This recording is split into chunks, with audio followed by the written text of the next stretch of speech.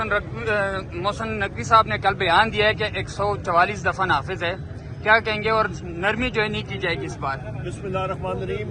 محسن نقوی کے اوپر تو 450 ارب روپے کا غبن کا چارج ہے جو اس نے مارے ہیں، تو یہ سارے کے سارے پہلے اس کا جواب دیں، اس کے بعد ہے.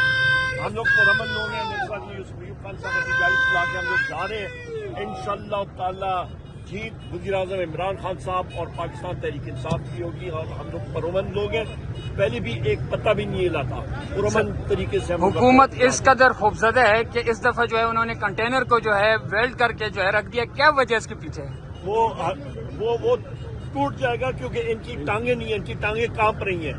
یہ عوام سے نہیں ہے، ان کو یہ سیٹیں دی گئی ہیں، ان کو یہ سیٹیں جو ہیں گفٹ اسکیم کے تحت یہ لوگ آئے ہوئے ہیں. موٹر وے بند ہے، جی ٹی روڈ بند ہے، موبائل سروس معطل ہے سر. ہر چیز کھلے گی انشاءاللہ. ہم لوگ کھولیں گے. اچھا سر، پچھلی دفعہ جو لیاقت باغ میں احتجاج تھا اس دوران جو ہے ہمارے جتنے بھی پی ٹی آئی کے قائدین ہیں وہ واپس چلے گئے تھے موٹر وے سے، اس بار تو نہیں ہوگا ایسا؟ انشاءاللہ تعالی آپ دیکھیں سارے ادھر ہی تھے، سارے کے سارے ادھر ہی تھے. عمر ایوب خان